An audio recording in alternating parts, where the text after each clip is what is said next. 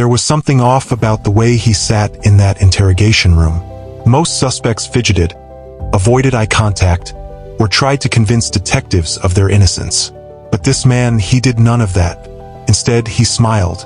A wide, effortless grin stretched across his face as if he were in on a secret that no one else knew.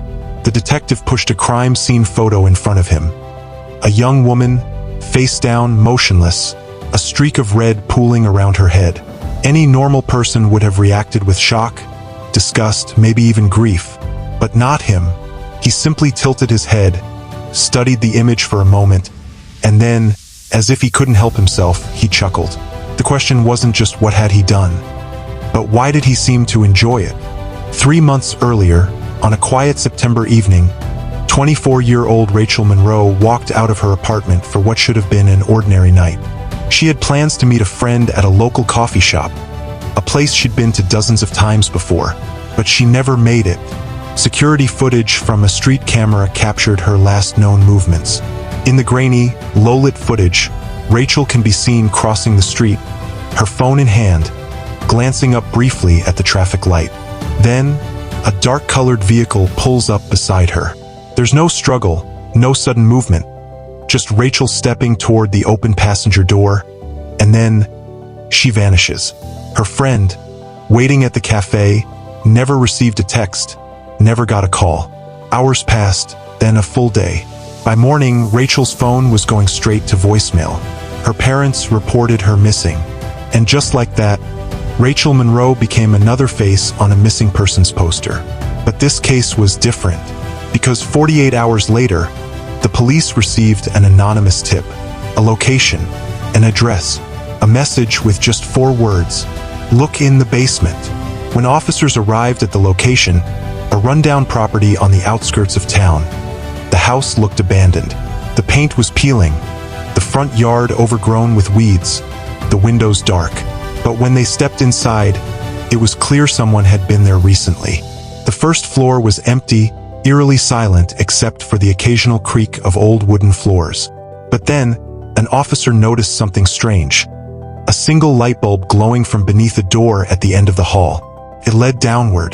The basement was cold, damp, and smelled of something metallic. And in the farthest corner of that concrete room, lying motionless on the floor, was Rachel Monroe. She was still alive, barely, a pulse, faint but present. Her wrists bound with zip ties, her skin marked with bruises. She had been there for 2 days. No food, no water, and yet she never screamed. Why? Rachel was rushed to the hospital, unconscious but stable. And when she finally woke up, she managed to say just one thing. A name that no one expected. Ethan Calloway. The moment Rachel whispered his name, detectives froze. Ethan wasn't a stranger. He wasn't a serial offender with a criminal history. In fact, he was someone Rachel knew well. Someone her family knew. Rachel's ex-boyfriend. They had dated for nearly 2 years before breaking up 6 months earlier. Friends described Ethan as charming, intelligent, well-spoken.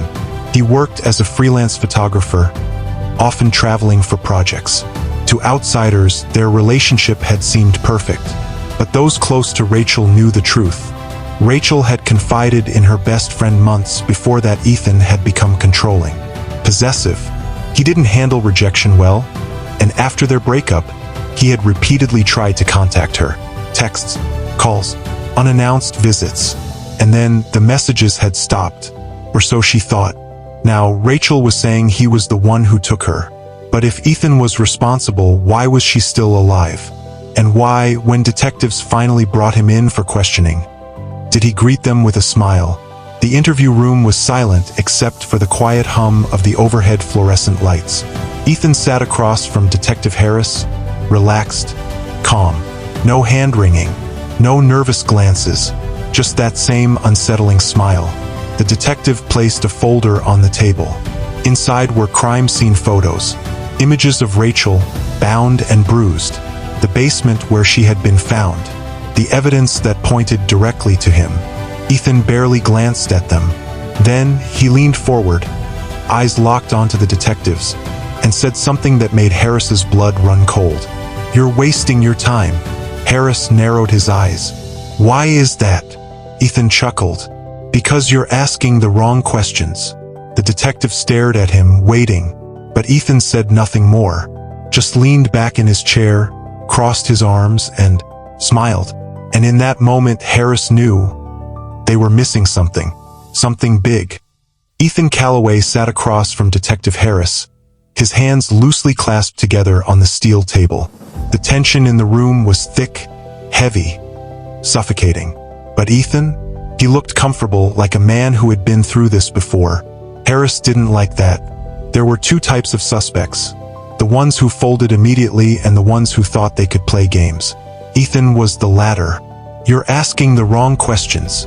His voice was even, controlled, but there was something off about it. Harris had interrogated dozens of criminals in his career. Liars, murderers, men who thought they were smarter than everyone else in the room. Ethan was different. The detective tapped his fingers against the file on the table, the one with crime scene photos, medical reports, Rachel's statement. "You drugged her," Harris said, "bound her hands, left her in that basement to die." He leaned forward, locking eyes with Ethan. "And now you're sitting here with that stupid grin, acting like you've already won." Ethan chuckled, softly, almost amused. "That's the thing, detective." He tilted his head slightly, his smile widening. "I have." For the first time, Harris felt something close to unease. Ethan wasn't just smiling. He was waiting. For what? That was the real question. While Harris worked Ethan in the interrogation room, his partner, Detective Melissa Carter, combed through Ethan's alibi. Officially, he claimed he had been at home the night Rachel disappeared. Alone, watching movies. No phone records, no security footage to back it up. Just his word. Carter wasn't buying it. She dug deeper into Ethan's past, searching for anything that connected him to similar incidents. But Ethan had no criminal record, no arrests, no reports of violence. He was clean, too clean. And then she found it. A sealed file from 6 years ago. It wasn't much, just a single police report from another state. The details were redacted, but the name of the victim wasn't. Madeline Reeves, age 19, reported missing in 2017. And 1 week later, she was found alive in an abandoned house. Bound, bruised, barely breathing, just like Rachel. And Ethan Calloway? He had been the prime suspect. But for some reason, the case never went to trial. Carter's stomach turned. This wasn't just about Rachel anymore. This had happened before. Rachel Monroe was still in the hospital. She had survived 2 days in that basement, but her mind was fractured, exhausted from dehydration, trauma, and whatever psychological games Ethan had played on her. When Carter walked into Rachel's hospital room, the young woman barely reacted. She just stared at the window, her eyes unfocused. Carter pulled up a chair. "Rachel, I need you to tell me everything about Ethan. Every detail. Even the ones that don't make sense." Rachel didn't blink. For a long moment, she said nothing. Then, finally, she whispered, "He told me to stay quiet." Carter frowned. "What do you mean?" Rachel's fingers tightened around the hospital blanket. "He didn't just leave me there. He came back. He sat with me, talked to me, but he wasn't mad. He wasn't violent. He just..." She swallowed hard.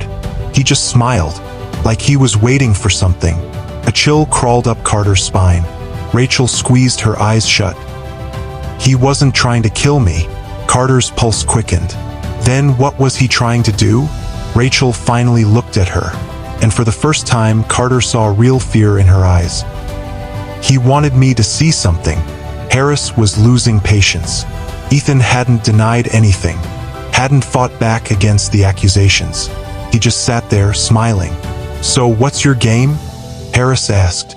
"What do you get out of this?" Ethan exhaled through his nose, amused. "You don't get it, do you?" Harris clenched his jaw. "Enlighten me." Ethan slowly leaned forward, his voice dropping just above a whisper. "This isn't about Rachel." Harris stiffened. "Then who is it about?" Ethan's smile widened. "You'll see." The words hung in the air for a moment, heavy, calculated. Harris didn't know why, but something about the way Ethan said it made him uneasy. And then, the door to the interrogation room burst open. Detective Carter stood there, face pale, holding a file in her hands. "Harris," she swallowed. "You need to see this." Ethan leaned back in his chair, completely relaxed, like he had been waiting for this moment. Carter tossed the file onto the table. The pages slid open, revealing photos, old but familiar. Another young woman. Bruises. Rope burns. The same pattern. Harris's chest tightened. "Who is this?" Carter's voice was low, tense. "Madeline Reeves. She disappeared 6 years ago." Harris flipped through the pages. The crime scene, the basement, almost identical to Rachel's case. But the worst part? Ethan was never arrested. Because back then, Madeline refused to testify. Detective Harris sat at his desk, staring at the file. Madeline Reeves. She was the missing piece. The one who had survived but never spoken. The one who had a chance to put Ethan Calloway away 6 years ago, and didn't. The details were eerily familiar. She had vanished. She had been found in a basement. She had been tied up but left alive. The injuries were nearly identical to Rachel's. But there was one major difference. Madeline had refused to say a single word about what had happened to her, and without a statement, the case had fallen apart. Harris exhaled slowly. This wasn't just another suspect playing mind games. This was a pattern, and if they didn't figure out what it meant, Rachel might not be the last victim. Detective Carter was already on it. She dug into Madeline's records, phone numbers, addresses, relatives. But the woman had disappeared off the grid. No social media, no listed employment, no active driver's license. Like she had spent the last 6 years running. Finally, Carter got a break. A single hospital record from 3 years ago. An ER visit in a small town 4 states away. No details on what happened, but the name on the file was Madeline Reeves. Carter grabbed her coat. They needed to find her. Now, it took 10 hours of driving, 3 different addresses, and a lot of dead ends before they found her. Madeline was living in a tiny, run-down trailer at the edge of town. When she opened the door, she looked exhausted, worn down, haunted. She didn't invite them in, didn't even look surprised to see them. "Ethan," Carter said, "we know what he did to you." Madeline's hands tightened around the doorframe. "We need to know why you never spoke up," Harris pressed. "Why you let him walk?" Madeline stared past them, her face unreadable. Then finally she spoke. "You think I let him walk?" Her voice was quiet, bitter. She shook her head. "You don't get it." Carter took a step forward. "Then help us understand." Madeline hesitated. She glanced over her shoulder, like she was making sure no one was listening. When she turned back, her voice was barely a whisper. "If I talk, he'll know." They convinced her to sit down, to tell them everything. Madeline rubbed her hands together. She wasn't looking at them anymore, just staring at the floor. "When I woke up in that basement, I thought he was going to kill me." She swallowed hard. "But he didn't. He sat with me, talked to me, for hours. And the whole time he kept smiling, like he was waiting for something." Rachel had said the same thing. "What was he waiting for?" Carter asked. Madeline's jaw clenched. "I don't know," she admitted. "But when he finally let me go, he said something to me." She took a deep breath, her fingers digging into her knees. He said, "I'll come back when you're ready." A cold silence filled the room. Harris leaned forward. "Ready for what?" Madeline's face darkened. "That's what I've been trying to figure out for 6 years." Back at the station, Harris and Carter laid out the evidence. Rachel, Madeline, different victims, different years, same exact method. But here was the strangest part. Neither girl had been assaulted. Neither girl had been killed. If this wasn't about rage or revenge or power, then what? Harris stared at the board, at the 2 photographs pinned side by side. A terrible thought crept into his mind. "What if we're looking at this all wrong?" he murmured. Carter frowned. "What do you mean?" Harris tapped his pen against the table. We keep thinking he's trying to hurt them. Carter's stomach tightened. But what if that's not the goal? A long silence. Then Carter said exactly what Harris was thinking. What if he's waiting for one of them to understand? Ethan was still smiling when they walked back into the interrogation room, like he had been expecting them. Harris dropped a file onto the table. Madeline Reeves. Ethan's smile widened. Ah, he said. So you found her. Carter crossed her arms. You said this wasn't about Rachel. So who is it about? Ethan leaned forward slightly. The next one. Cold, heavy silence. Carter's pulse spiked. There's someone else. Ethan chuckled. There's always someone else. For the first time, Harris realized something horrifying. Ethan wasn't just talking about the next victim. He was talking about the next player in whatever twisted game he was playing.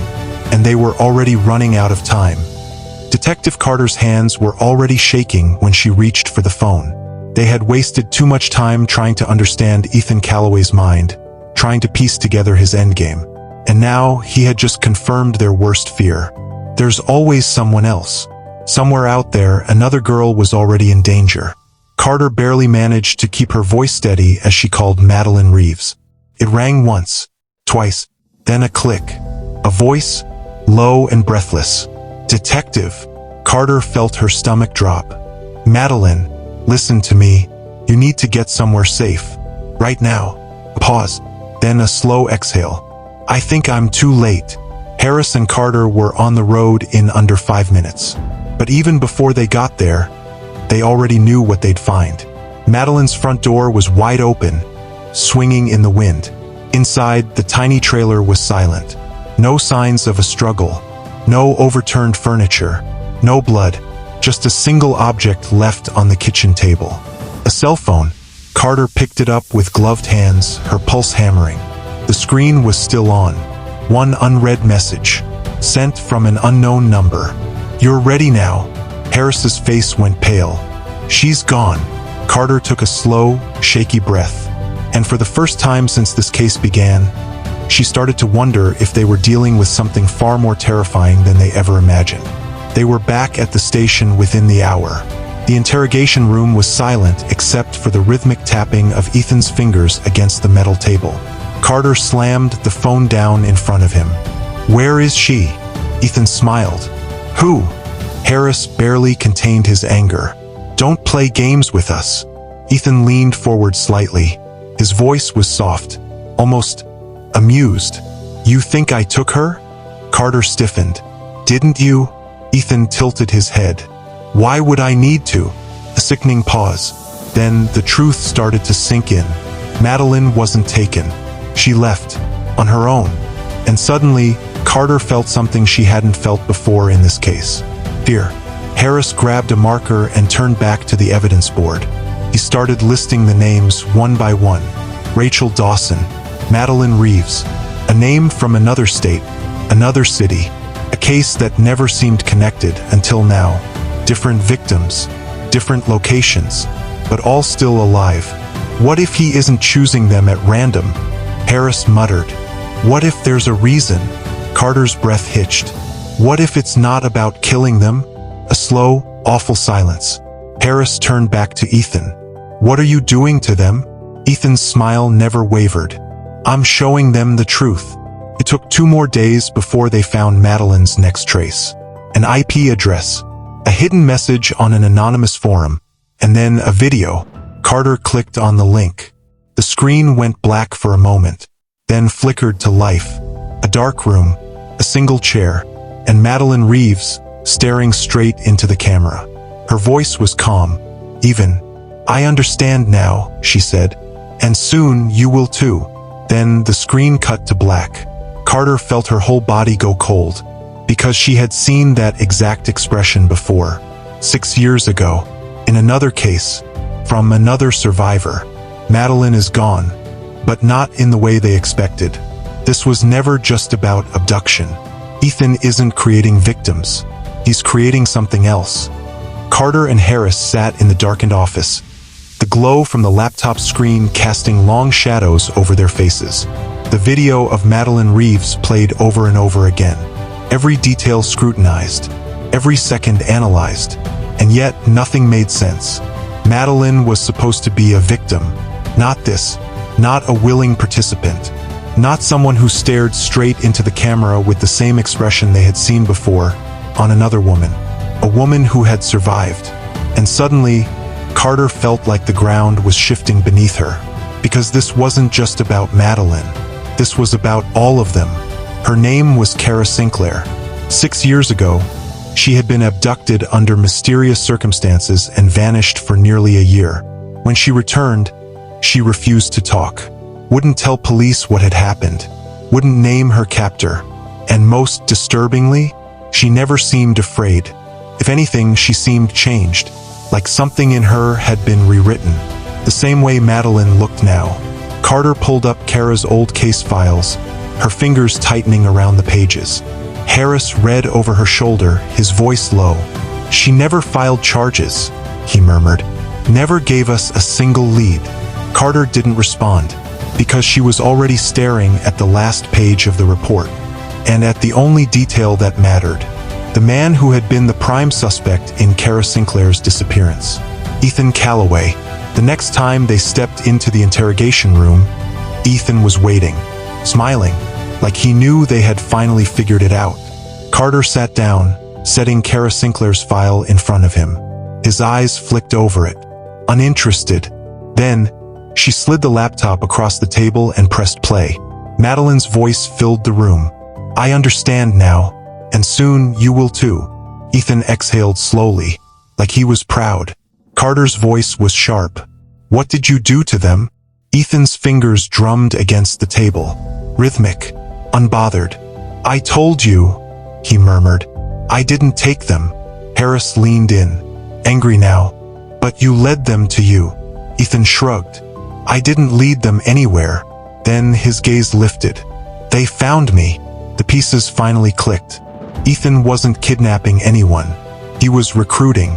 Somehow he had created a system, a method, a way to convince certain people to walk away from their lives and into something else. Something they believed in. Something they wanted. Carter's voice was barely above a whisper. "What are you making them into?" Ethan smiled. "I'm not making them into anything."